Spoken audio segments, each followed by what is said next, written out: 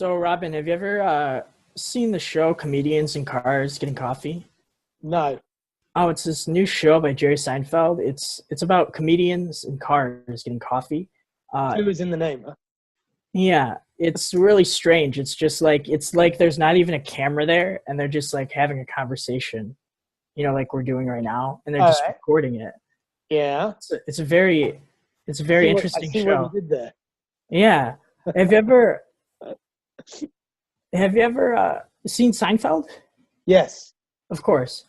What do you take from that the show about nothing?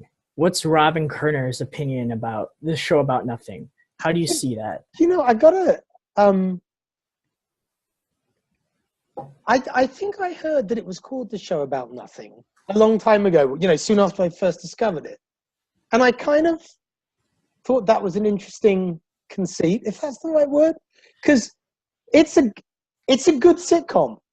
It I mean, is. whatever else it is, it's a good sitcom. And I thought, well, if it's a show about nothing, it's as much than a ton of British sitcoms are shows about nothing. But it's no more or less a show about nothing than other things. It's funny, whenever anybody says Seinfeld, strangely enough, it transports me to Taiwan because the very first episode of Seinfeld I ever saw was when I completely on a whim decided to move to Taiwan. I didn't know how long for. I just got on a plane and went to Taiwan. And I had one friend there, and it was his idea, and I did it. And he was completely shocked to see that, because he said, come to Taiwan, I got on a plane and went to Taiwan. And I turned up at his place to sleep on his floor because I had nowhere to live at that point. And he had a room. He was lodging in a room of a woman in Taipei. And I walked into this apartment in Taiwan, and on the TV was this American sitcom, Seinfeld. And I was, weary from the traveling, and I got in and I watched this episode of Seinfeld. And I can't remember which episode of Seinfeld it was, but it was really strange because it was my first experience of it was literally like my first hour in Taipei. And so I have this strange association between it, an iconic American sitcom and Taipei. But anyway, it's an obscure personal story. Seinfeld himself calls it a show about nothing. In fact, in the show, there's a whole towards I think the end of the show, Jerry is pitching his show Seinfeld to the Yes. producers. Yes. And and George is like, well, what's the show about? He's like, it's about nothing. It's like, well, what does that mean? What would the show be about? And he's like, well, like just right now, like what we're talking about right now, we'd just be recording it. And they're like, that's absurd. But that's what we were literally watching that happen within a TV show, within the TV show. But to what extent do you think that was carefully written, and to what extent did they just pull from, the pitch that they actually did to the TV execs? Well, because obviously there's quite a substantial pitch that you could make about Seinfeld, and I'm sure they did, beyond it's a show about nothing, right? Yes, it was really carefully constructed and written. All I have in my notes for this episode is this. Next, no occasion to shout episode. Co-workers not in cars without coffee. That's what we're going to have for the title. That's what we're doing. And then it says script. So, Robin, for our next episode, I want to talk about the new show from Jerry Seinfeld, Comedians in Cars Getting Coffee. Go on from there. And then the next I was going to ask, like, how are you doing, Robin? Read any good books lately? You know what's weird is that you don't say that anymore. You started with read any good books lately, and then everyone stopped reading. So then it went to seen any good movies lately. But now movies are nobody sees movies lately. So what are we supposed to say? Like, seen any good memes lately? Our attention spans are just getting smaller and smaller. Do you believe that? I think maybe it is true of younger people who are brought up with presentation of information in small bites. They're brought up on that their attention spans are shorter. But I don't think those who weren't brought up on it are are experiencing the shortening of their attention spans. Right? People's tolerance of uncomfortableness is getting lower. People aren't willing to be like, anytime anything happens, and because you can see already like the problems people used to have, it's inherent nature to complain about things, and that's how things improve, is we complain. But it's getting to a point where we complain. I've heard the angriest people complain about their flight, and I've been there too, where my flight's been delayed. But like, as Louis C.K. says, like, what happened after you got in the plane? You flew magically in the sky. Like, imagine talking to somebody in the 15th century about, yeah, before I magically flew across the sky, like yeah, no, I had to wait 2 hours. It's just, so waiting is that a problem? It's just something to complain about, and time, I think, gets involved in there. So people are less patient. Yeah, people are less patient. But is it true that people who had to be patient when they were younger are now less patient than they were? I guess what I'm saying is, yes, because I'm less patient than I used to be when I was younger. Really? Yeah, I used to be very patient. I used to be complimented on my patience. I remember this. I was with a strict Catholic school, and I remember a lot of strict people who were always like on me and always chastising me. But I remember a few compliments I got from them, and one of them was like, "Wow, you're really patient." And I was like, I didn't even think I was being patient. Like, I was just waiting. And I guess that also speaks to the fact that apparently people at the homeschool weren't as patient as I was. But now I'm not like that, like I was. I wonder if it's also something to do with not just kind of thresholds on time, but thresholds on gratitude. You know, is it that we take so much for granted? Yeah. We expect so much? I think that's what it is. When I'm high, I'm very patient. like people will be like, this is an interesting conversation. Because have you ever smoked marijuana before? Never in your life. I want your physics interpretation of how I'm going to try to delineate this. And keep in mind that I truly believe that because of the way language developed, let's say in the superego, because I think Freud's terms are very good for explaining the effects of marijuana. But the superego is primarily kind of how language is, your conscious mind. The fourth dimension, which is time, is definitely altered while I am on marijuana. When I do things, like if I'm playing chess or if I'm doing something, I'm always thinking so many moves ahead. I'm thinking moves ahead on multiple different moves. There'll be 10 different moves, and I'm thinking multiple different and that's how my mind works with everything. If I'm about to do anything, I'm just thinking of it from evolutionary psychology, from biology, from literature. My mind is just like, it's tiring the way my mind works. And I wish I could not think like that, but it's just like, oh, what about this? What about this? That's why it's hard for me to really believe anything, is because I'm arguing with myself constantly. When I'm on marijuana, it appears as if I'm incapable of thinking that quickly. Everything is just very slow. I describe it as if I'm in my id. I only know what I'm feeling, and I know what I want directly. And I don't have as much control over my superego. It definitely alters time. And I think that if I'm thinking of it in terms of the fourth dimension, and I have something written, actually, you'll find this interesting. All right. When I was really high, because I think everyone sounds very crazy when they're high, and I even sound kind of crazy now talking about it.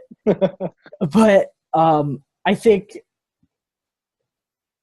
we partially, like, I don't know, they need to explain the phenomenon somehow. And I think I always think I have great ideas when I'm high. And then I go and I write them down and I go and read them. I'm like, I was clearly in a different dimension when I was having this thought, for lack of a better word.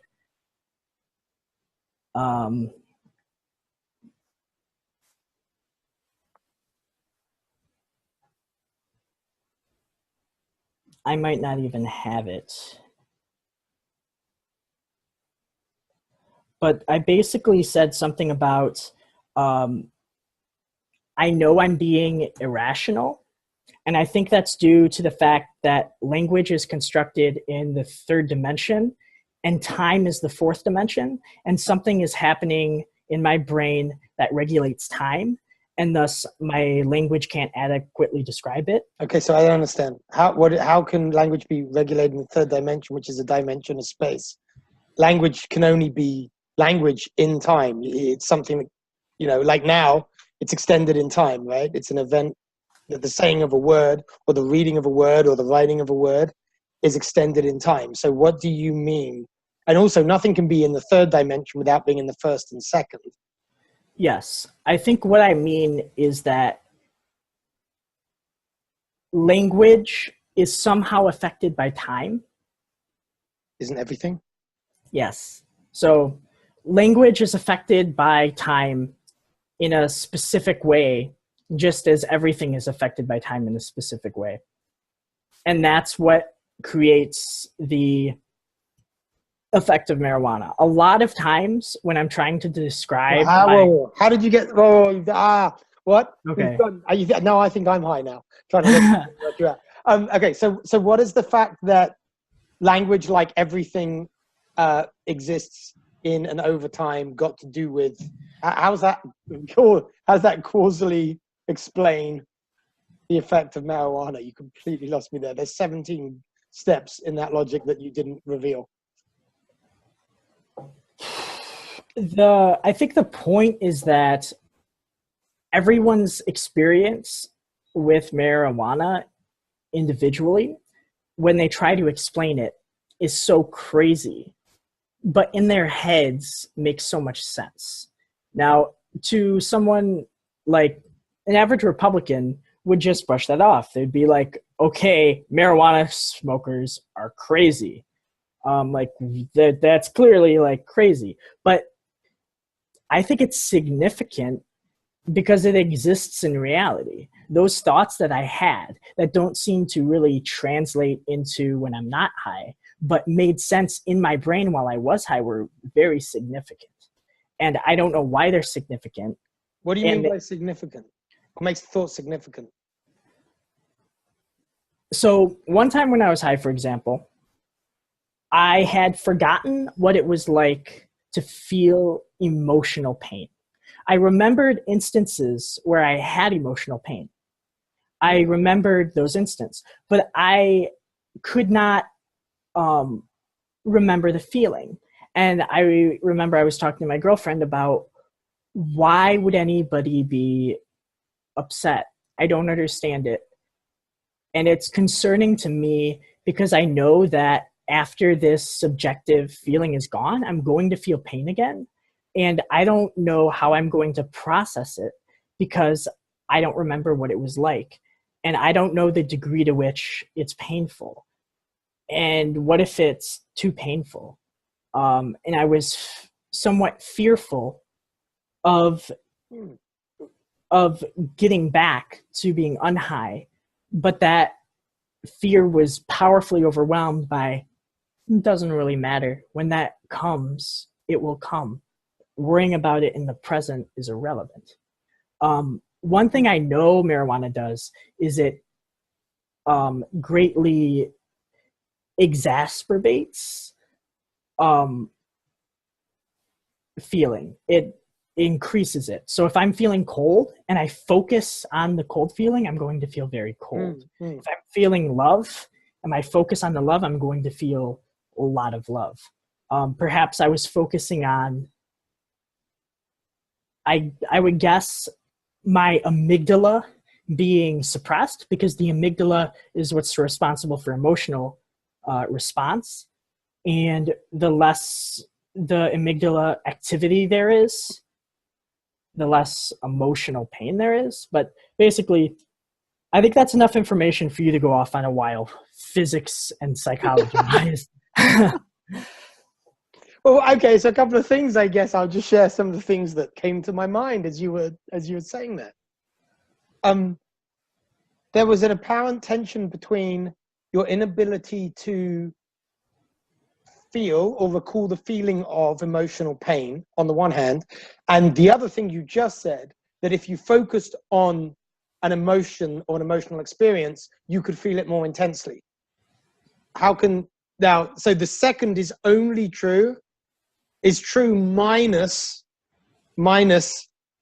painful things, or with the exception of painful emotional experiences. Is that typical of a marijuana high, or was that just a one-off, or were they two different experiences on marijuana? I guess I'm going to answer my own question, because the way you created a contradiction made me kind of understand it. All emotions all human experience is chemicals in the brain, and different areas of the brain being more on or off. You can put a brain scanner and register which parts of the brains were on. So I guess in the event that I was not feeling emotional pain, the emotions or the feelings that were deeply intensified were the parts of the brain that were logical and rational and not focused with emotion. Whereas another time I was high, I was focused on emotion. Okay, so you're talking about different times, different experiences. Different experiences. Different highs, yeah. But I will say that typically none of them are negative. I typically don't have, I can't remember a time where I've been high where I felt sad or mad, those types of negative emotions. Paranoia is definitely one of them that I felt, but not sadness or madness. The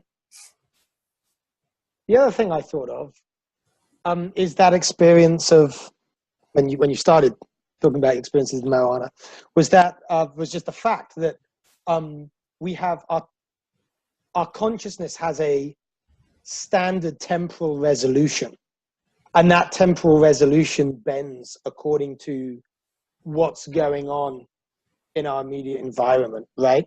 So I'm sure I think most people have had that experience where you're at a moment of great potential danger, and time slows right down, and it feels like you have a minute to make a decision, but actually that experience of that minute was, in a split second. And for me, that I've had one or two of those, and one of them was particularly strong, which was, I was about to have a car accident, and I remembered, I can still now see in my brain, it was many years ago, where the cars were in the scene, where I had to make a decision as to how I was going to have the accident, right? And it was all like laid out like in a still, and it went so slowly, dum, dum, dum, dum, dum, but it must have been hundredths of a second that it all happened. And so I find that's fascinating. And we know there's a book by a great physicist. You asked me to get physicsy. There's a book by a great physicist which I haven't read in decades, so I can't really remember it. But it's called About Time, and it goes into there's been quite a few experiments done now on how our linear, 1 second per second experience of time is itself a complex construction, it seems, of our brain, in as much as, I'm sure you've heard of this, these experiments where you stimulate a human subject, and you can see that the chemical change that in the brain that causes the response, right? So maybe you will shock me, I will turn around, something like that. The shock can be seen as a peak in a bunch of chemicals in a bunch of brain cells, but the rise of the level of those chemicals occurs before the actual stimulus, right? Oh yes. Now there's fascinating things around this that have been empirically tested. Let's not get into the free will aspect of it. Well, I mean, there's layers on layers here. Yeah. And then of course, you've got the whole issue of the fact that in kind of, if I can say, standard quantum theory, the time that you use in the equations, Schrodinger's equation, it's the time of our experience, right? Yeah, that's true. It's the linear second per second, non-relativistic. It doesn't bend, but we've got this massive contradiction where quantum mechanics meets relativity, where you have space-time, and space-time is in a dynamic relationship with matter, with what we see as existing in space-time, which tells us that the idea of this stuff in that stuff is itself problematic. Oh my God, time. I mean, what a great one to pick. So the fact that I could take a chemical and it would play with that, it's very easy for me to accept. Yes. I know the first time that I got really high. There's been a few times I've been high where I felt like my memory only went back about 10 seconds, and I could only process the thought that I had in those 10 seconds, and it kept reoccurring. But within that, those 10 seconds also gave me all the information, that all the implied subconscious memories that I had, they would just kind of keep flashing. What do you mean? An implied subconscious memory? What do you mean? So if you imagine a person that their memory resets every 7 seconds and they just keep saying, "Hi, I'm Bob." Okay. So a goldfish mind. Not really, but it could, in those, it would, I don't know if this is true for them. It probably isn't, but the implications I'm giving would imply that in those 7 seconds, while they were saying, "Hi, I'm Bob," they also had an internal memory of everything that was going on and all of their past memories. And they knew that they weren't going to be able to finish the next sentence because their memory was going to reset.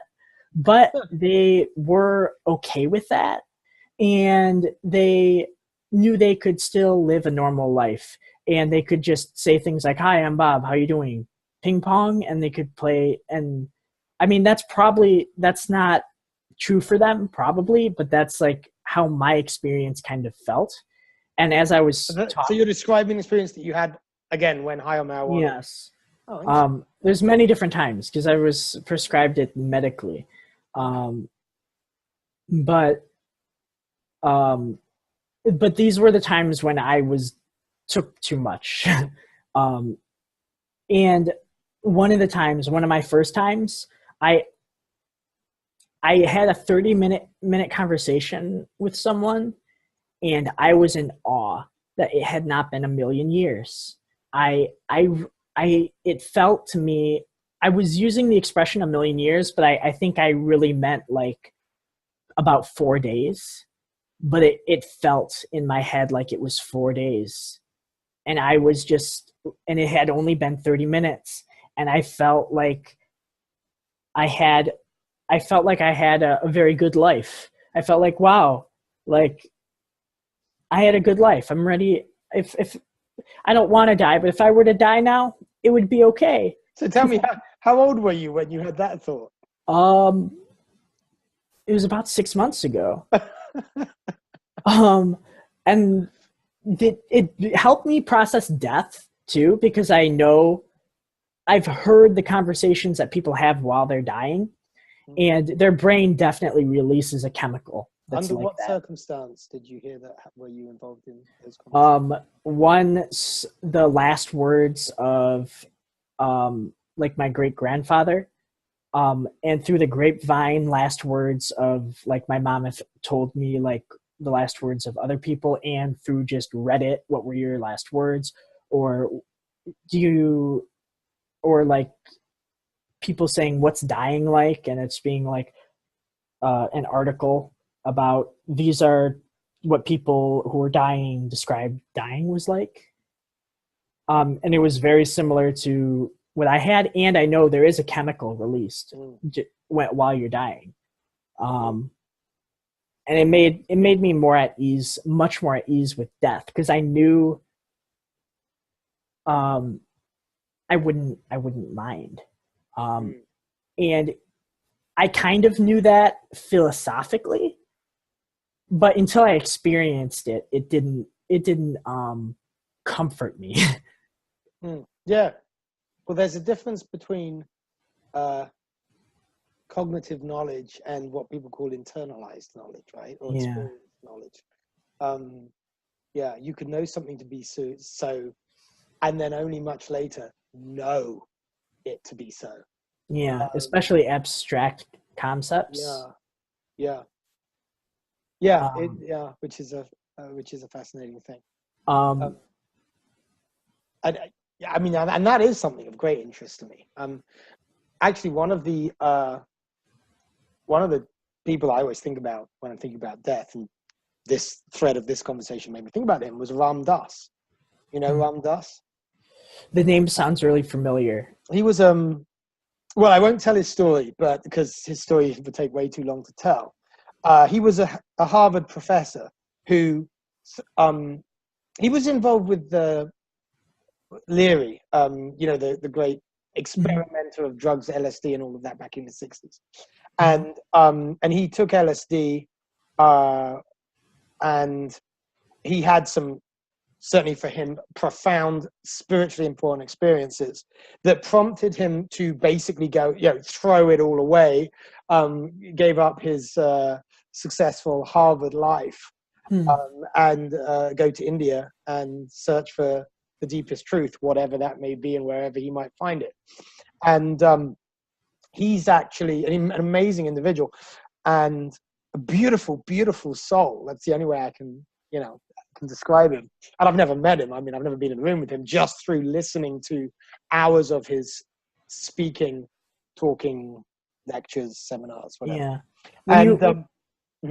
The stories of the Bible, like the burning bush, like you can clearly tell those experiences are so on par with drugs. Okay. Like when I reread the Bible after smoking marijuana, and I was I didn't reread the whole thing. I read some specific passages in Aramaic. I just love it. I've just had this idea that people say God is God is the old man with the white beard in the clouds. He's not. He's Lucy in the sky with diamonds. That's what he's saying. God is Lucy in the sky with diamonds. So God is female. We've sorted it out. But I just wanted to say about Ram Dass is he does a lot of end of life work. He has done a lot of work with the end of life, and when he has amazing things to say about those experiences. But another reason he came to mind for lots of reasons as you were speaking, is he had this line that really, really was important to me when I heard it, which was, to know, you have to give up needing to know that you know. And I... Say that again. To know, you have to give up needing to know that you know. And this is a statement about the difference between cognitive knowledge and knowledge, right? The cognitive and the internalized. It is also a statement in some ways about the difference between the Western skeptical Enlightenment project, right? Where knowledge isn't knowledge unless you can justify it as being such, right? This is why, of course, to the Western mind, the idea of revealed truth is anathema. It can't possibly be of the same value or taken as seriously as I sit down and I do the math textbook and I work out why 2 + 2 is 2, right? 2 + 2 is 4. Ironic. So I was someone. I am someone I struggled massively into my 30s with having a brain that was. I used to kind of see it as a knife that was sharpened too well, sharpened beyond my ability to use it. Going to Cambridge, doing math and physics to a high level and all of that. And, and another thinker that said something that was important for me in this regard was Alan Watts. What about Aristotle? His famous quote, the path of an educated mind is the ability to entertain a thought without accepting it. Yeah, no, this is that fit. No.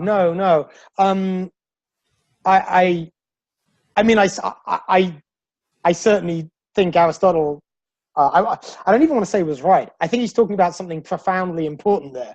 I don't know that your mind has to be educated to do that. I think in a way that's something that is required of all of us, just as a good, faintly intellectually humble human beings, human beings open to other human beings. I think you need to do what Aristotle says an educated mind is required to do. No, this isn't that. This isn't the difference between having an opinion or not, passing a judgment or not. This is giving up the idea of truth in general. No, it's actually it's the opposite. It's saying there are true things that can be known in a way in which the knowledge is legitimate, but you cannot prove rationalize. Right. Mm-hmm. And so like that math problem, that famous math equation, that shows that there exists mathematical you're talking about that I've mentioned before. So you're talking about Gödel's incompleteness theorem, right? That right. one, yeah. Yes, absolutely. So it is related to that. And it was interesting because I already knew Gödel's incompleteness. I mean, I couldn't give you the proof, but I knew Gödel's incompleteness theorem because I was voraciously exploring that kind of stuff.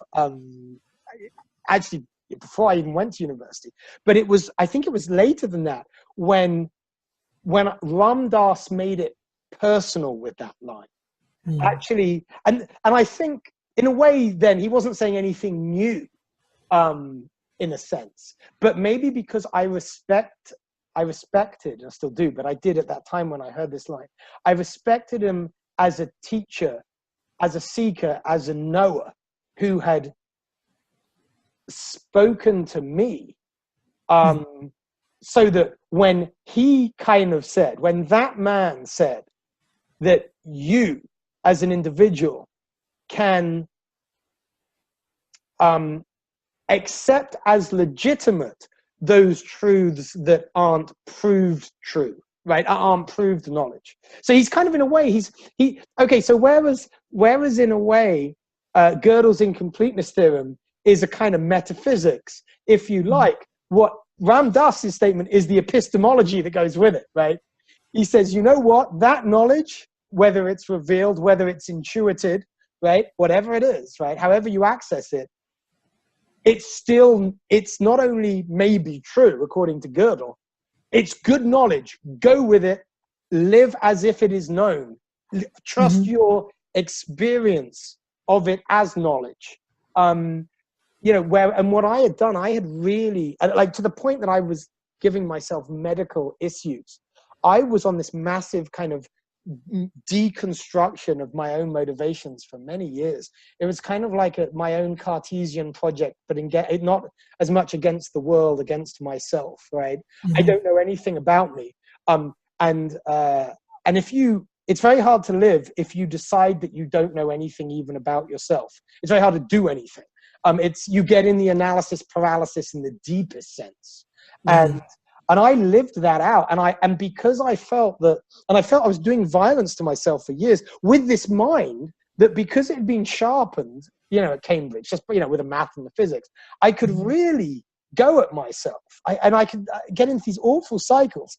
And maybe I was in the midst of that when Ram Dass just gave me this other way of looking at knowledge, a much kinder way. I mentioned Alan Watts, and the reason I mentioned him, and I just finished this point here, is that he was the one who said, and I think I might have mentioned this in an earlier show, that look at the word analysis, lysis, it's splitting. Analysis is an inherently violent act. And so those things together, Gödel's incompleteness theorem plus Ram Dass's, you can know more by giving up knowing that, needing to know that you know. And then, Alan Watts's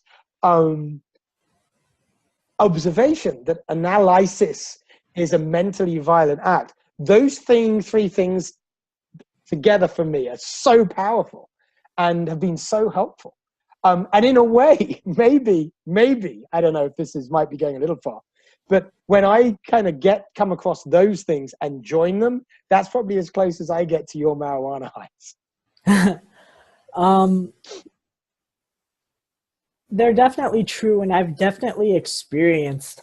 I mean, I think that the chemicals that marijuana induce are not any different than can be achieved by random thought processes or random experiences or reading words on a page. I'm not certain pieces of music, maybe. Yes, exactly. I think it just induces them right away. And I mean, have you ever taken, what's the most powerful drug you've ever taken? I mean, you've taken Motrin. Taken what? Motrin or ibuprofen. Surely. Yeah, must have, yeah. I don't remember it's having any. Or aspirin. Have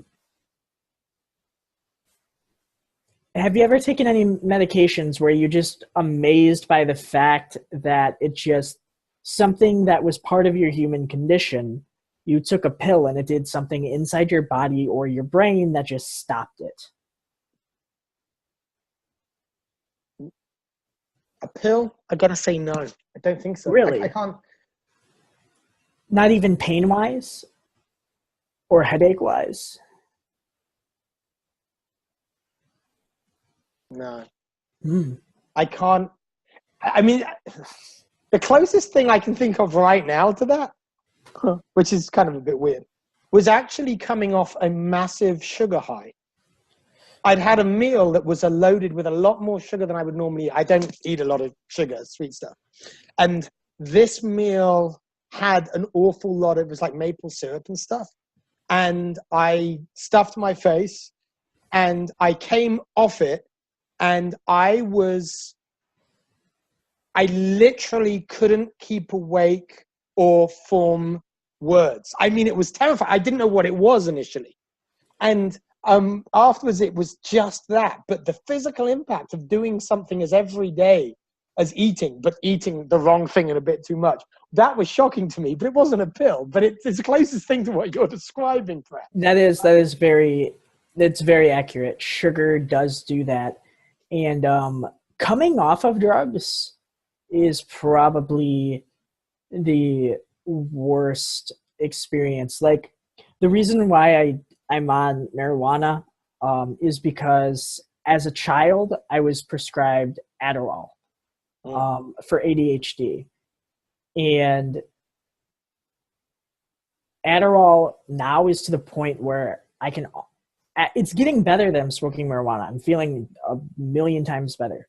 But before, let's say just 3 months ago, 2 months ago, I would take my prescribed medication. I would feel amazing, optimistic, have all these ideas.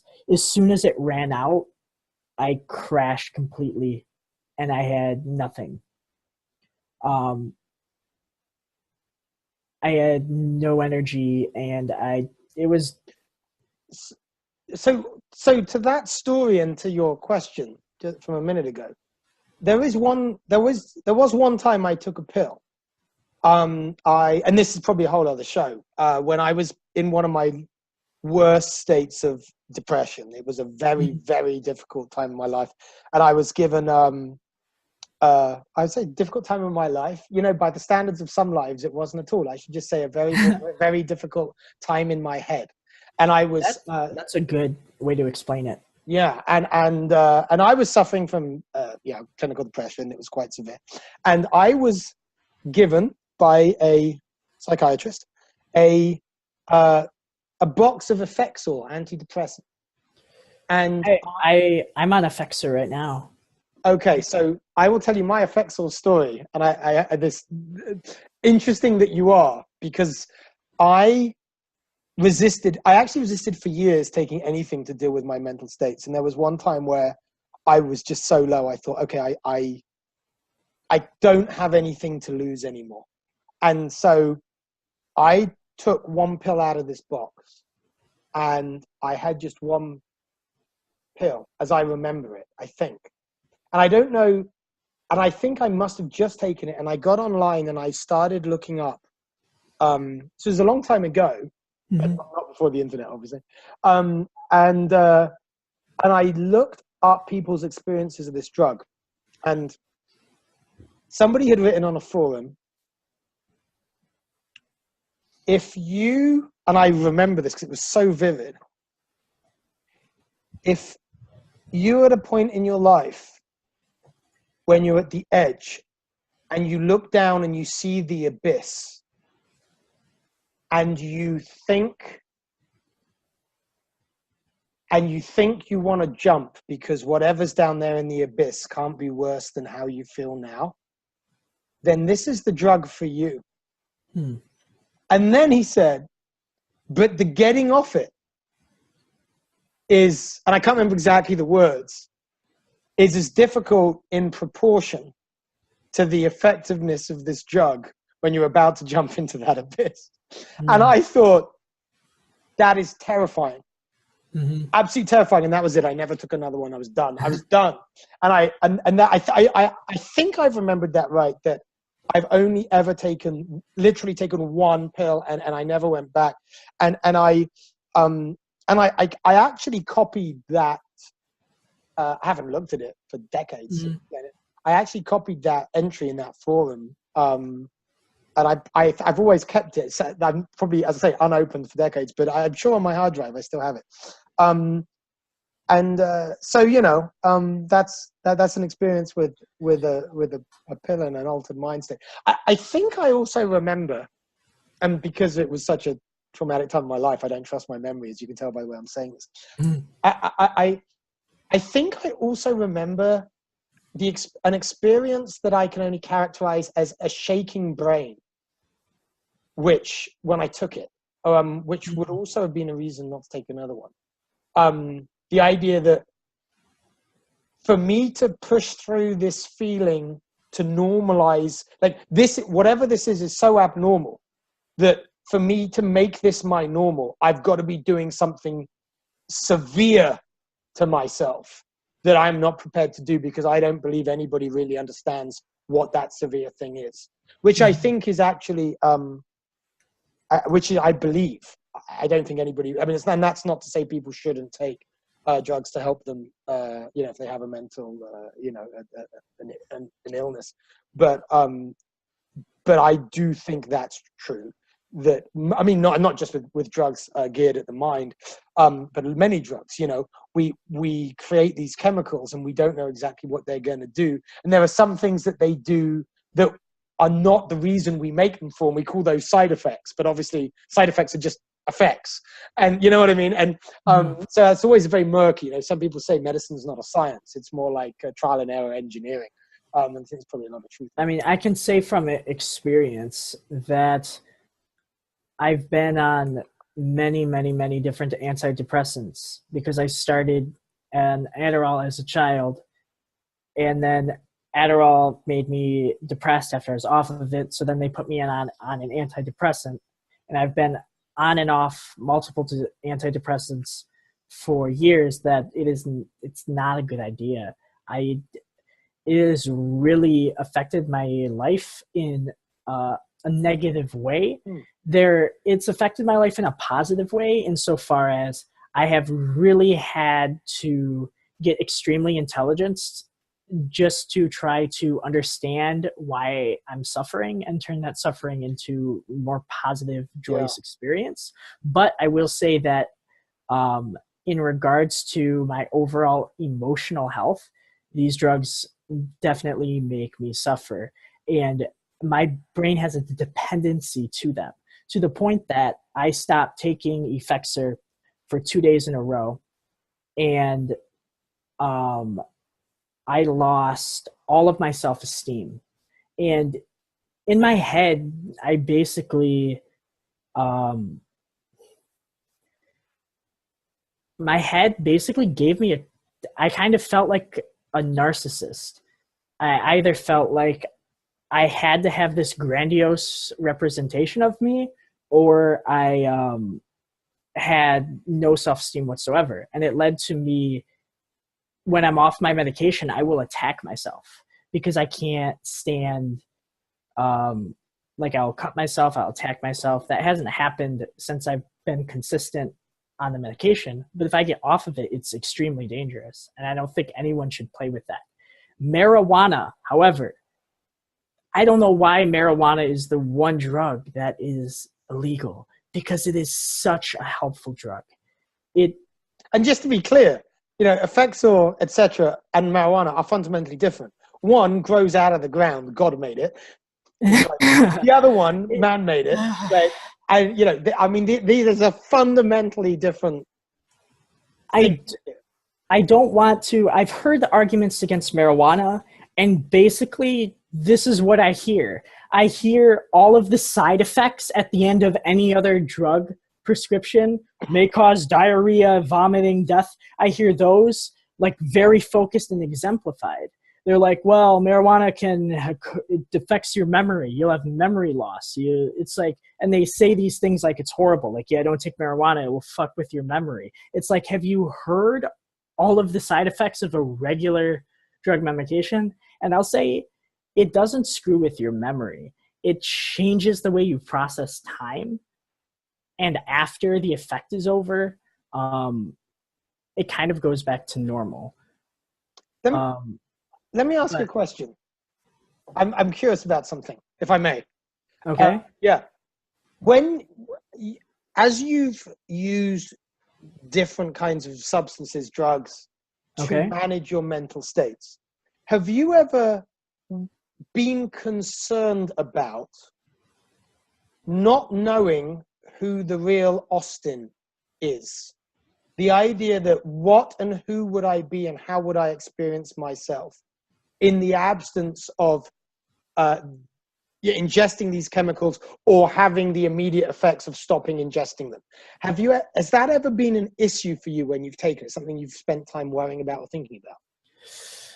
There was a time, and I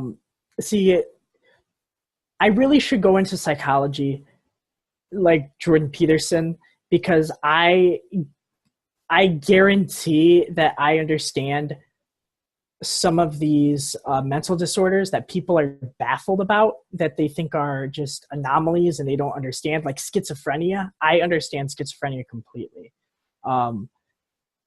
I understand identity disorder, and it's complicated, but do we have to do another show on schizophrenia? Because I'm intrigued. I want to hear whatever it is that you know. There was a point in my life where I thought I had multiple personality disorder.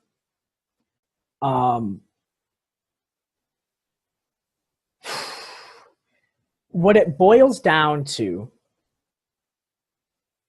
So to answer your question, yes, I have, but I process it and I understand it now. And what basically happens is Freud was a genius. Freud was on a lot of drugs and they biased him. He had a clear bias and he didn't understand that bias. Reading through Freud, I could understand his biases. And he even said while he was writing his works, like, hey, I'm going to give you the information to like know the secrets of the universe, but that's kind of what he said. Like, I'm giving you this information so future psychologists can analyze and figure things out. And he gave me the information to figure things out. So the id, the ego, the superego, you're familiar with these, right? Well, yeah, I think I don't know enough as much about them as you do, but yeah, these are terms I'm familiar with. Basically, the multiple personality and schizophrenia is basically what I want and what I desire, and my feelings don't accord with my behavior, the things I do, and those don't accord with how I'm thinking. So if you think of the statement, I hate myself, there's two different pronouns there. There's I and there's myself. So if you hate yourself, if someone hates themselves, then at the very least, that I is someone who recognizes the flaws of myself. That's two different people. And that's very profound. And yeah, I mean, some people would say, I mean, Alan Watts talks about this quite a lot that I mentioned earlier.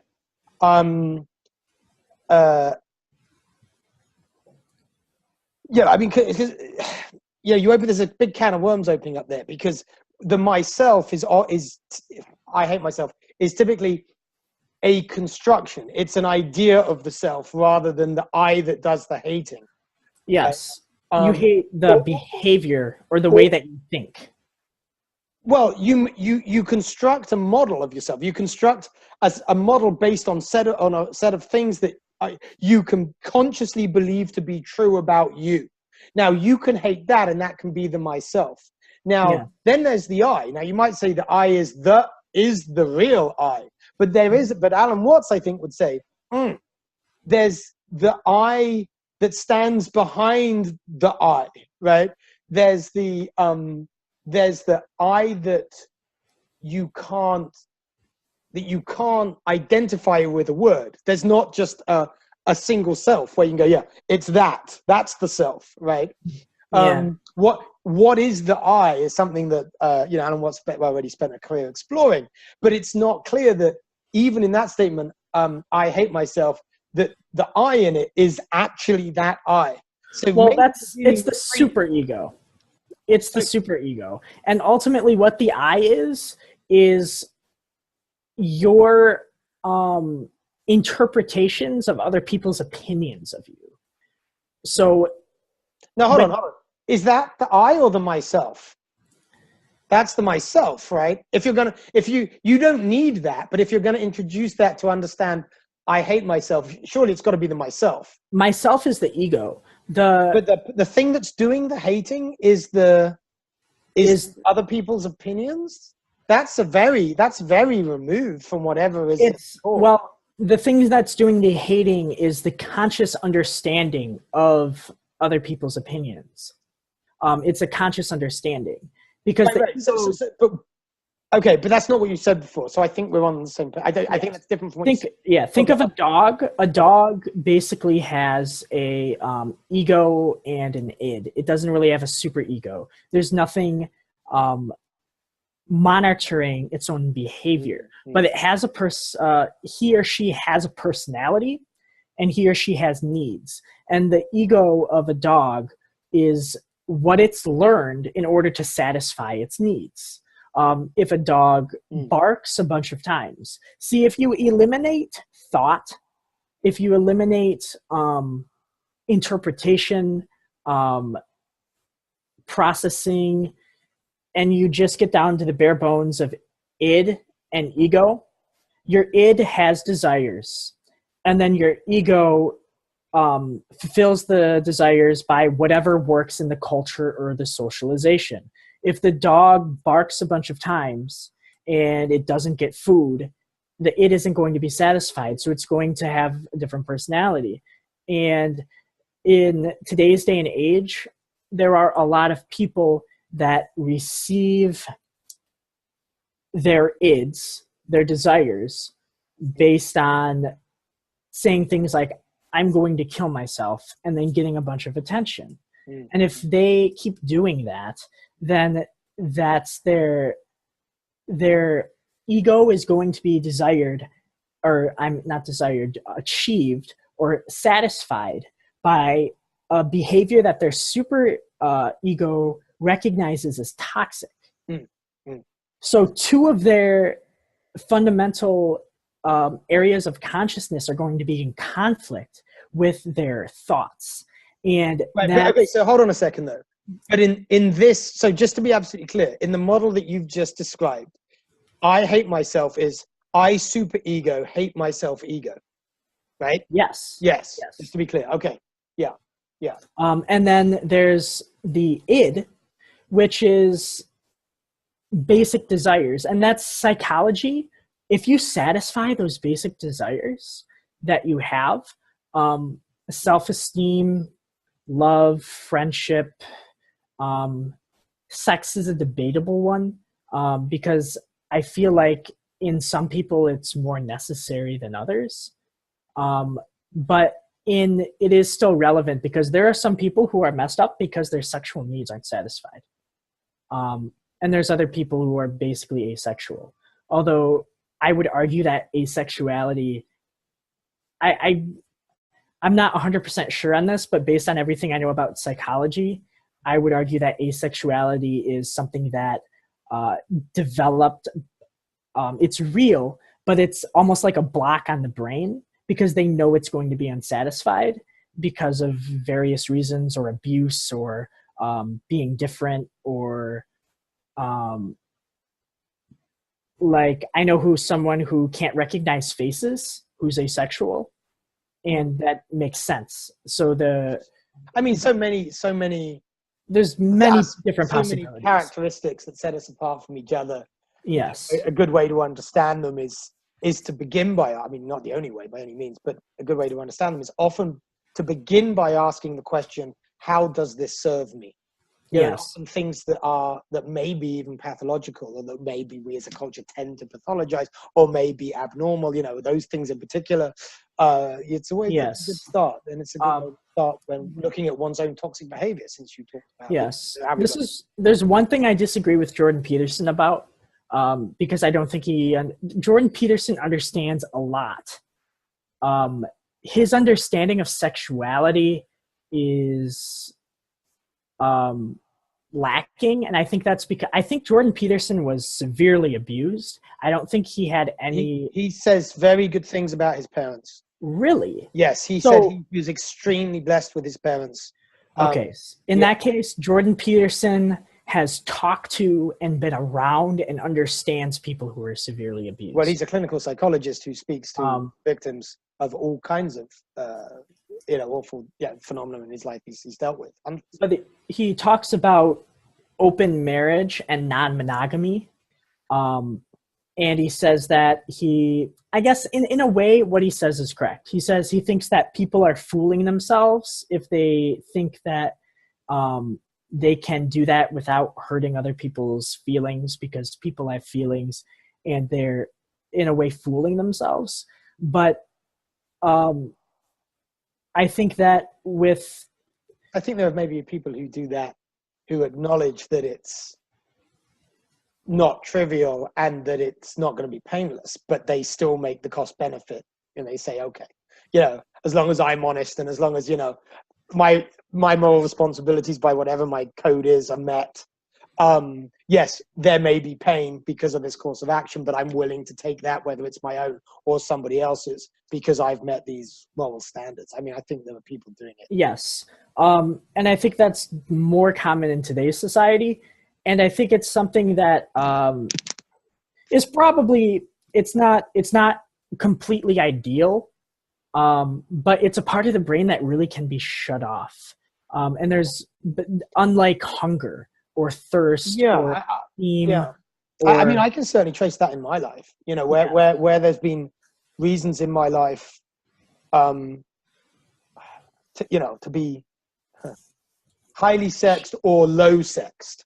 Yes. There have been contextual factors to do with relationship, other things to do with intimacy, where, you know, you can't sustain all of these other things in your life that are important if your, you know, sex drive is here and not here. Therefore, you find that your sex drive is here, but then the context changes, then all of a sudden it's there. That's certainly thing. But I don't want to forget how you got into this was a declaration of an understanding of schizophrenia that you started to explain with "I hate myself," and I don't think you've concluded it. And I still want to understand what it is you understand that to be. I'm interested in the insight. It's easier to pretend.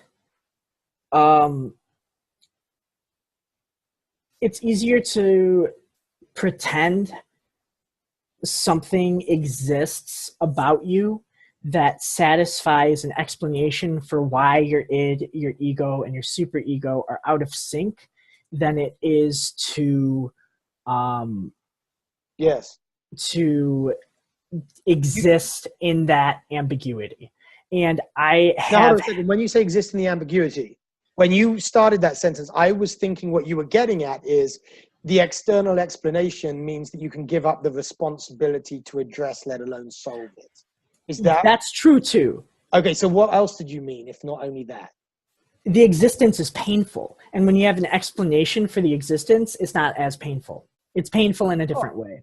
So you're just saying the devil you know is better than the devil you don't, even if the devil you know is not the real devil. And I've had schizophrenic experiences, and I can tell you now that they were a 1% lie. They were... my brain played tricks on me, and my visual tricks, auditory tricks, and it's because it satisfied my id. If I saw like, you'll notice if you pay attention, you'll see things out of the corners of your eyes all the time. You'll hear things. If you just sit quiet with nothing on, you'll hear things that you've never heard before. And there's this auditory illusion where they say, like, they have gibberish. You've just coined that. Jumblish. It's all jumblish. They say gibberish, and you don't understand it. And then they say, "She cut with a knife." And then they replay the gibberish, and you hear, "She cut with a knife." Like, you hear it. Oh, this is the Judas Priest trial. How about that for a conversation? Yeah. You know the story of the Judas Priest trial? No, I don't. Okay, so this doesn't usually work this way because I am Mr. Don't Know Any Pop Culture. But Judas Priest, I'm thinking it must have been 80s, a heavy metal band, right? Okay. Was actually taken to court. It was in the midst of a period where everybody was really scared that all of these heavy metal bands were subliminally messaging kids. Oh, so they played it backwards. Right, they played it backwards, right? And so... You play any song backwards, you'll find something, man. Your brain plays tricks on you. Absolutely, but this was very interesting because, and this trial was in the US, as I remember, and the prosecution played this song backwards and said, if you listen, you can hear that it says something or other, "Go and kill yourself," right?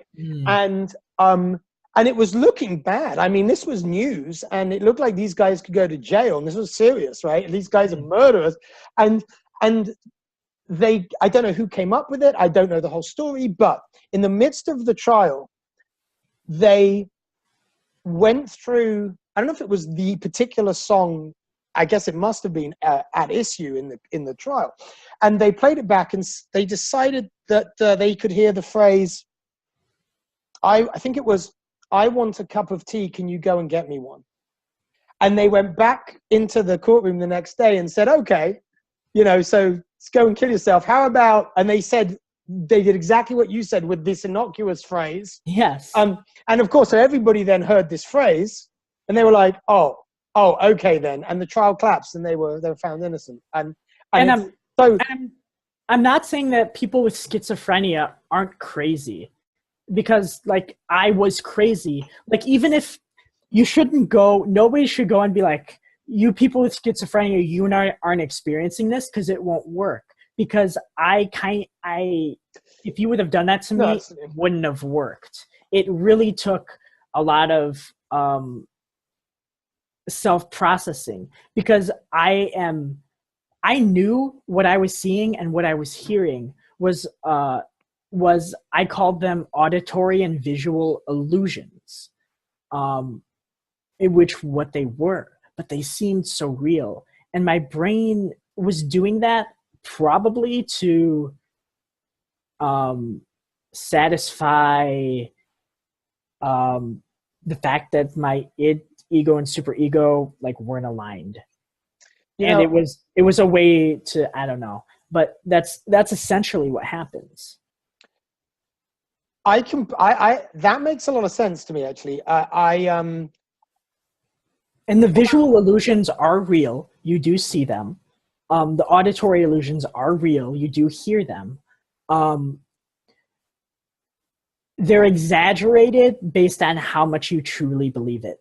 I am an extreme skeptic, so I always knew in a sense that they weren't real. So the effects weren't as big on me, but I can completely understand how other people it would seem real to them. When I haven't had quite that, but I've had something this is reminding me strongly of. And I still to this day don't know the truth of this experience. When I was 12 years old, I was in the run-up to a very important exam in England that was going to, or set of exams that was going to, change the course of my life. And if they hadn't have gone the way they needed to go, to me at the time, the outcome would have been absolutely catastrophic. Mm. Now, in the run-up, and I was the top kid at my school, right? Mm. So there was a lot of pressure. A lot of pressure. And the exam was a scholarship for my next, what we would call in the US a high school, but it's different in England. But it was a very competitive, highly competitive scholarship exam. And actually, the stakes really were high, because to have achieved in the exam was to mean that tens and tens of thousands of pounds that my parents didn't have would be given to me to pay for my education for the rest of, up till I got to university, right? It's a lot of pressure for a 12-year-old kid, actually. But I got really, really ill. And I remember at the beginning of the illness being worried that there were a couple of subjects where I felt the tuition I'd been getting was so poor that I just couldn't see how I could possibly perform well in these subjects, which would mean, it doesn't matter how well I do in everything else, the whole thing's going to go to hell in a handbasket. And I got really ill. But the illness, as I recall the illness, I recall claiming to be dizzy, lost focus. I certainly believed I was at the time. I got even a bit violent. I started throwing things. Never done anything like it before. My mother was terrified.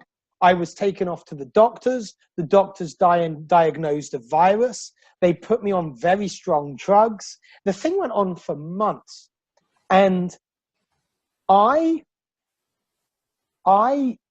went on for months up until the point of the examination. And the exams it was a volley of exams that lasted over 3 days.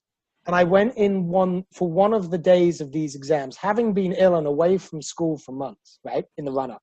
Mm-hmm. And so I went to sit some of these competitive exams. And then after, the headmaster of the institution that I was sitting the exams for asked me how I was. And I said, absolutely awful. And that was the first time I'd been in the school in months. And he said, I don't think you should come back. Go and get well. And I didn't come back for the other 2 days of exams. And because of that, I was assessed academically through means other than the exams, because I'd been ill, I hadn't sat the exams, etc., etc. And I was actually given this big reward that I would have got if I had succeeded in the examination. To this day, I'm not sure if I was ill or if that wasn't completely psychosomatic. That's definitely psychosomatic. But the doctor said a virus, and they treated me with very serious drugs. And I wonder if, he had some, they must have done tests. Robin, here's the thing, okay? I will tell you, your mind, and I don't know how it does it, but my mind does this all the time with anxiety. There is a certain spot. I have anxiety going to school, or I had anxiety just walking to school. There's a certain spot, a pavement. Every time my car reaches that pavement, I get sick to my stomach. And it doesn't happen anymore because that's irrational. What we're talking about is not irrational in that sense. Like if I developed a psychosomatic condition, let's say, because of this terror and failure, whatever, it was actually a really sensible bodily subconscious response to the situation I was in. But here's the thing, because it happens so frequently, for me, because I'm such a skeptical person, I was like, okay, the spot is coming up. Let's see if it's all in your head, because I feel great right now, and this can't be real. And the physical pain I felt was real. I've confirmed this many times. This happened probably 15 times, and I can confirm that the physical pain was real, and I wasn't lying. Your mental, all pain is a chemical in your brain. Like pain is mental by definition. Yeah, for sure. By definition. Yeah. So the outside physical world, as we know it, does hurt us and that pain is done by the brain sending a signal. But your brain can send signals mentally. Your brain can sense signals or send? Send signals mentally. And so I legitimately feel that psychologically you were in so much psychological pain that your brain sent signals to make you physically ill. Yeah, but you see, the interesting thing was, there's something, if that's true, and it may well be, which is why I'm raising it as a story, then my subconscious said, okay, we need to construct a deceit so elaborate that even he doesn't know that he's doing it. It's right? scary. Yeah. It's scary, right? Because, there's yes, there it is. And as someone who values honesty tremendously as perhaps the most important value, it's very humbling to not know what that was when I was 12. It is, and it's the ego, the super ego, and the id, and that's why people that's how hating yourself happens. Is you do things that you cannot justify to yourself because you're doing them, and that's the interesting thing, isn't it? Because I certainly could not do that knowingly. I couldn't fake an illness in clear conscience. I couldn't do it, and yet maybe my body did it for me because my conscious, or my subconscious did it for me because my conscious mind couldn't. And some part of me determined that the stakes were so high that whatever that network was doing that was engaged to do it. It's extremely elaborate. Yes. And I've never seen or experienced anything like it since. So imagine that happened when you're 12 years old. Imagine that continued happening over and over. Eventually you get to a point where you realize what's happening, because the first time it happens, the first few times that happens, and I feel like everyone has experienced it, that's kind of all the super ego is trying to justify why you did something, figuring out why, and modifying your behavior, forming habits in order to align more towards how you want to be rather than how you are. But if you keep doing that, that's how you get multiple personality disorder. That's how you get schizophrenia, because eventually you realize, like, I think I was fooling myself. Your mind isn't able to cope with it, and that happens. And the only way to get out of it is to admit that you're miserable. And you need to do something about it. The thing was in mine, I wonder to what extent what we're talking about overlaps, because I think in mine, it seems like mine, if it was a psychosomatic subconscious creation, whatever, it was very much a specific response to a specific problem that ended at a certain point, which was when I got into that school, right? Yes. And I don't remember exactly when I started feeling better. Like, it's all very phasey. I mean, I was in such a altered state that my memory of that period is screwed up. So something was going on. I mean, there's no doubt. Yes. But one part of your brain is unable to communicate to the other part, probably your super ego. Your rational mind is probably like unable to communicate with the part of your mind that lied, because your conscious mind says you couldn't do that. And yet, so it's but I'm perfectly willing to admit that I did. I mean, otherwise I wouldn't even have told you about it on the show, right? Yeah. And I was 12 years old, and I'm like, well, okay. And after you've processed it, I'm saying at the time. Right. Okay. No, absolutely. Yeah. But it's interesting now, because even now, my memory of that period, maybe I had a virus, like the doctor said. He said inner ear. I remember the diagnosis and the whole thing and the drugs. Maybe it was that, and that's why it screwed up my memory. Or maybe, which would be weird, right, if what you said is true, that I still don't have a clear memory to be able to work out what happened, because I still can't admit the truth of it. But consciously, I'm perfectly happy to admit the truth of it. Here's the interesting thing, right? With multiple personality disorder, what happens is there's flashes of, like, there's, the person says that there are certain things that some personalities can remember and some personalities can't remember. Okay? And my understanding of that is that kind of like the way you remember this when you are 12, there are amnesic effects that are kind of forced because one personality, or in their mind, the way they interpret it, one personality at the time of an action has to cloud a lot of memory in order to go along with what's happening. Yeah. So, so it's all mental. And I remember there was a person with multiple personality disorder who was very, very famous on YouTube. And what she said, one of the titles of her video was, "I was faking." And she started out with saying that, I want to say that I was faking multiple personality disorder, but I also want to state that I wasn't, because faking in and of itself is a mental disorder. Me faking that was a mental disorder. That mental disorder was real. And I needed to see myself in 6 different personalities for a long time before I was able to process my mental disorder and fully admit to myself that I was lying.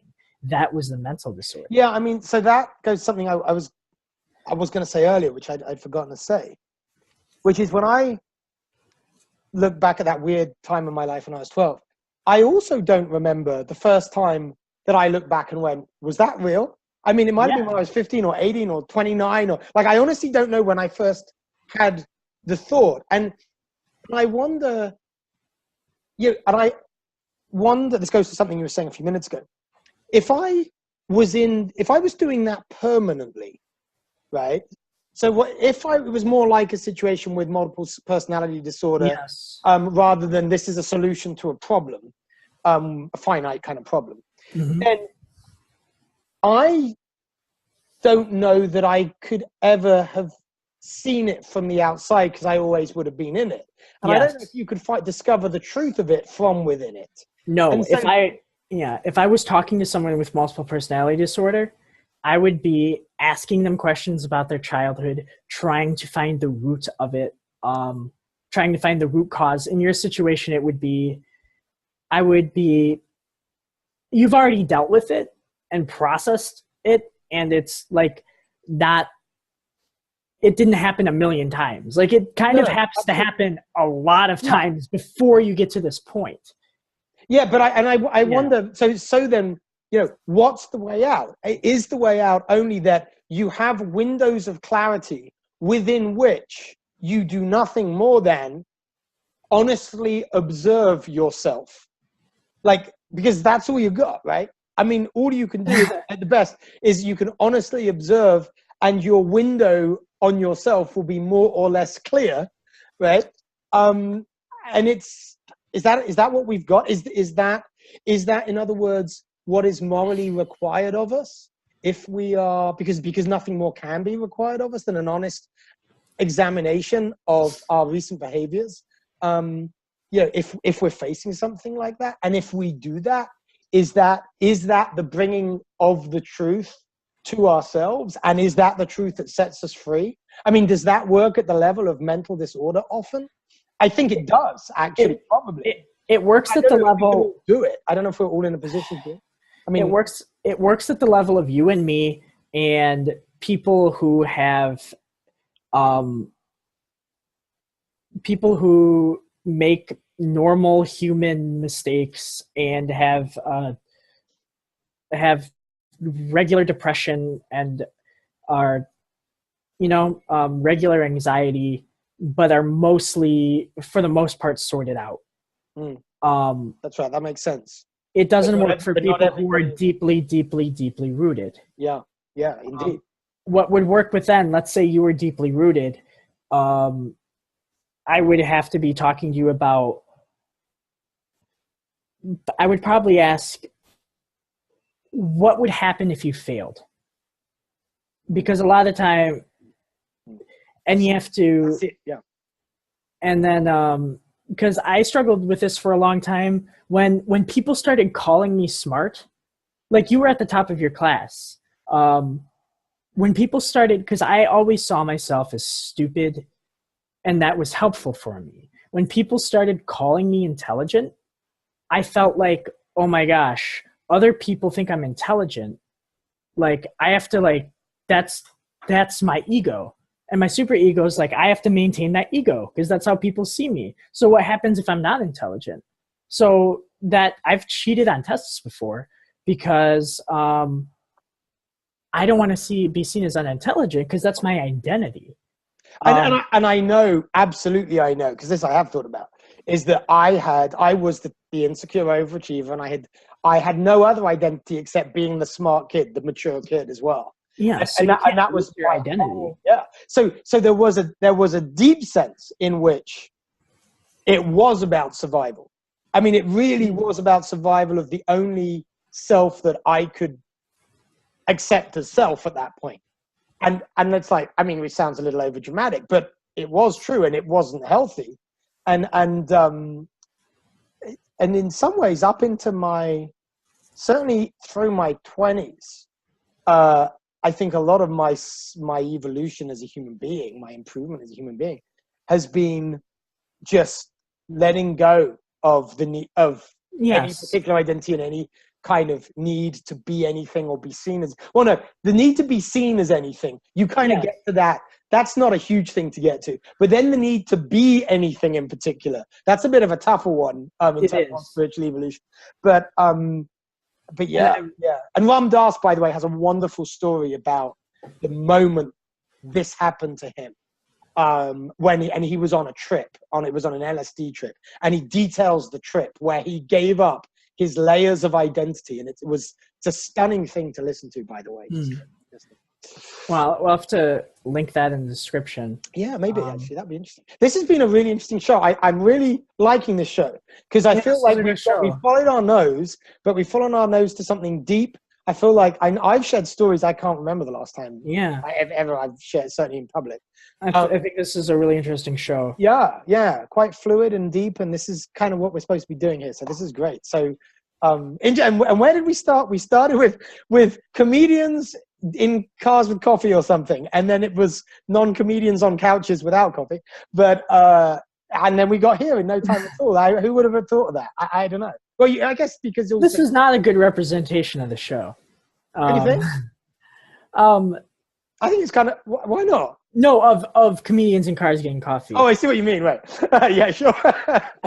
Yeah. I think it's quite a good no occasion to shout. No, it is. I would say that show is more. They do things like comedians question things. Comedians are philosophers who have these deep thoughts and convey them in a funny way. Basically, it's like, you know what? It's almost like comedians are the philosophers of the mundane. Yes, because it's like comedians will say things like, I'm kind of like a comedian at heart because I can look at anything and make it funny because literally everything is weird. So like handshaking, like top of my head. You're taking your flesh and you're rubbing your flesh on someone else's flesh. And that's supposed to be like a greeting. Like everything is weird. Comedians are people that don't understand the world and in any comedic, you can take any comedy routine and see the anger. You can see the anger and confusion behind it. And they take that anger and confusion and they turn it into funniness because that's how people cope with anger and humor is with humor. And that's why there's jokes about rape and murder and children and dead baby jokes is because like that's how humor copes with tragedy. Mm-hmm. But under all of that is philosophy and psychology. Yeah, you said anger and confusion like they were they're very different things. And I don't think I've ever actually heard somebody say, which I think you practically did say, and I think it's kind of brilliant, that the basis of most comedy is confusion. And I actually think that's anger, truth, isn't it? But different things. I mean, I've heard people say, I've heard people talk about, a negative emotionality as a basis for comedy. But confusion is something different because confusion speaks to the fact that,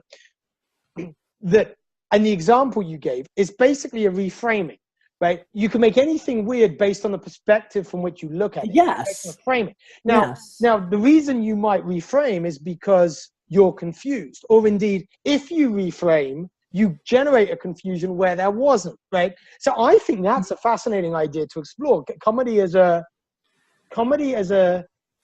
way of resolving a newly presented confusion, almost. Yes.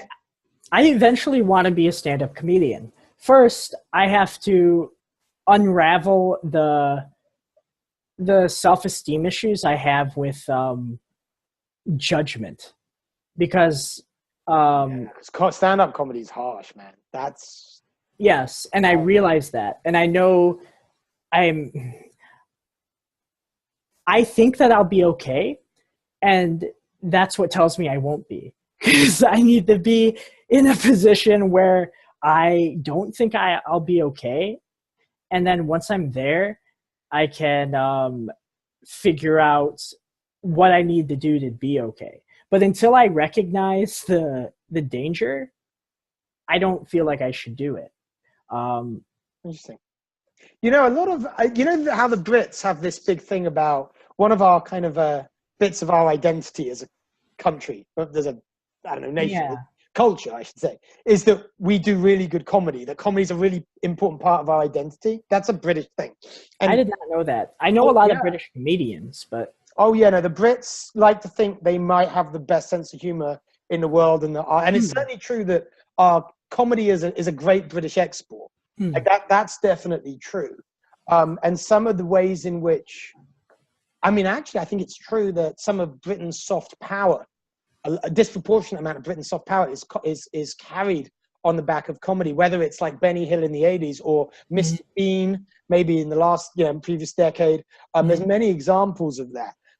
But the reason it came to my mind is there might be another interesting show here, because in Britain, because of that idea of how the British see themselves, the Brits often do really interesting documentaries, especially kind of radio documentaries on histories of comedy. What is comedy? The essence of comedy. It's a subject that's explored an unusually large amount in British culture, certainly relative to American culture. We stand back from it and analyze it as a thing. And you may be interested to explore some of the old, I bet you could go onto the BBC iPlayer right now and find some, shows, not just comic shows, but shows about what is comedy, where does it come from, how does it work, and all those kind of things.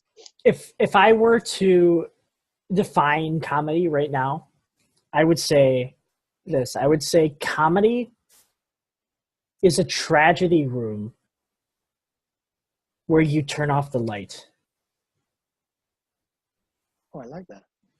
Comedy is now, so when you say tragedy room, could we say a room full of tragedy? Could we say that? Is that what you mean? And you turn off the light, sure. Yeah. It's tragedy that instead of comedy doesn't really shed light on things. It puts darkness on things. It confuses things. It makes you... Oh, so that's the opposite of what I just was thinking comedy was, based on what you said earlier. And I kind of like that first definition. Because do you ever hear a comedy routine and you're like, I've never that shed light on that topic for me? No, it confuses the topic. It confuses the topic so much that you can no longer have an opinion on that topic. If you hear a comedian, I don't know that that's generally true, but I think I could probably think of comedy routines that have left me thinking I don't know as much about that as I did, or there's more to that than I. And there's different types of comedy too. So, but a lot of comedy, some of the best comedy, like the actual, for me, the belly laughing, kind of bent over comedy has been, where somebody is shedding a light on something that is so much part of people's lives, but that we don't communicate in public.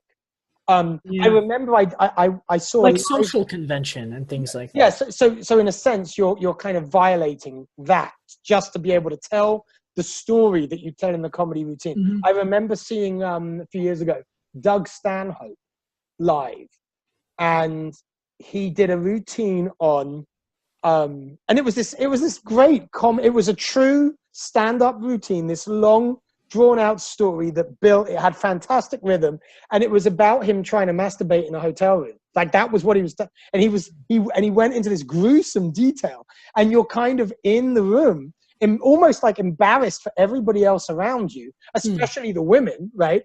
But they're all laughing too. Everybody's bent double, right? And so you're embarrassed. So it's like, oh, I don't want to look, but I can't stop looking. I don't want to listen, but I can't stop listening. And it was the articulation. It was the thoroughness. It was the thoroughness of the articulation of what was happening concretely and what was going on in his head, and the weaving of the two. And so in a way, he painted a picture, and which isn't funny in of itself, but there was something. He took the tragedy of masturbation and turned off the light. I don't think there was any tragedy in it. I think it was just detail. I think it was the precision of the depiction of something that is never publicly depicted. And he did, because he depicted it publicly and with gusto, unapologetically, right? Because that's what you have to do if you're on a stage, right? You're all in. So it's like a human being is all in on a story, in the expression of a story that normally they would be all out of, that they wouldn't do. And so that is some of the best comedy. And maybe my favorite American comedian is actually Ron White, Texan guy. I've never even heard of him. he was one of the what do they call them, like the blue collar comedy tour people. Okay. And which is interesting because culturally I've got nothing in common with that guy. Worldview, I've got very little. Attitude, manner, nothing. But he does that thing really well, where he, yeah. Female comedians who do not try to like stereotype themselves, like Amy Schumer, I find extremely hilarious when they're when they explain true aspects about their lives, because when they're really good at it, they can explain a situation that only a woman could get into that I could have never experienced, like about tampons or going to a hairdresser or getting the nails done. And they can explain it in a way where I'm experiencing it. Yes. Yeah. And I could have never experienced it before. And I wish more female comedians would really focus on more feminine things and make jokes about it, because it's like it's really funny to me. I can't remember.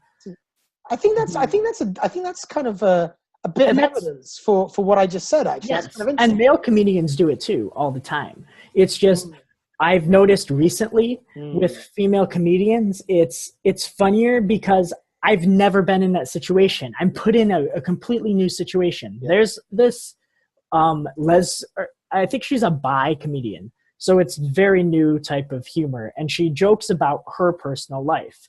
And she said, she said something about like, I want to like get rid of all my feminism and thank guys so much for what they've done to personally affect my life, because I've been dating all of these straight girls and the standards are so low. I can do anything and they just love me. It's like I buy her flowers one time and I'm a saint. It's amazing. It's like, thank you guys. I don't have to do anything. And I just thought that was a hilarious joke because it was so new. It was something it was a joke at my expense. Yeah. It was a joke at my expense that I'd never experienced before. Amy Schumer, I really hate as a comedian, and I don't know why. Again, she's the most popular female comedian for some reason. But there are, I don't know, just being able to put yourself in a situation that you've never been in before. Yeah. It's almost like living a new life. It's invigorating. It's experiencing something that you would, it's very interesting. Back to your comment on confusion. Bill Burr, on Comedians in Cars Getting Coffee, actually, when he was talking to Jerry, was talking about how he sees all the underlying anger in comedians. Do you know Brian Regan? Brian Regan is a really clean, really funny comedian. And he said, I find Brian Regan so funny because I see all the anger behind all of his jokes. And I thought about that. And I'll give you a couple of Brian Regan's jokes. And they're so clean and so funny. But then think about the anger behind them. And it's like, it's looking at it from a different light. So one of his jokes is he said, I was getting my roof done the other day. And I went with just a random roofing company. It was a Fiedler Roofing Company.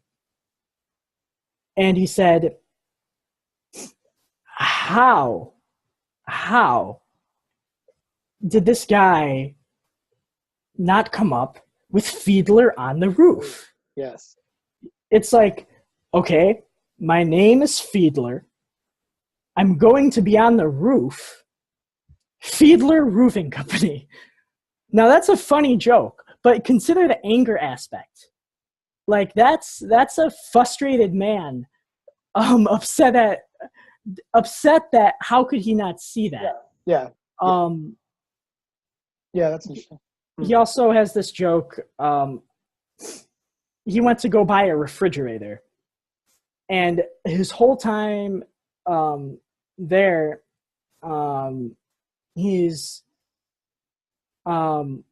there's a he goes in and sees a refrigerator salesman, and he's like, what is this guy going to say to me?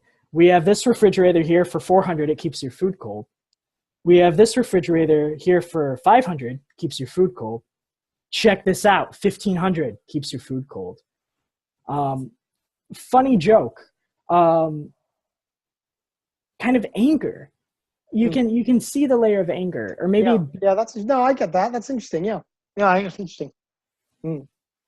But also confusion. I think anger and confusion are very similar. So they're good examples because there you definitely brought them together. The anger. I don't know if the anger is confused or the confusion is angry, but they're good examples of one of those.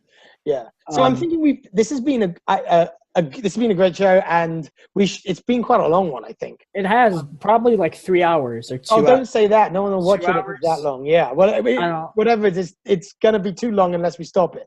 But this is good. So check out Comedians in Cars Getting Coffee. It's Jerry Seinfeld talking to random people, other comedians, while getting coffee.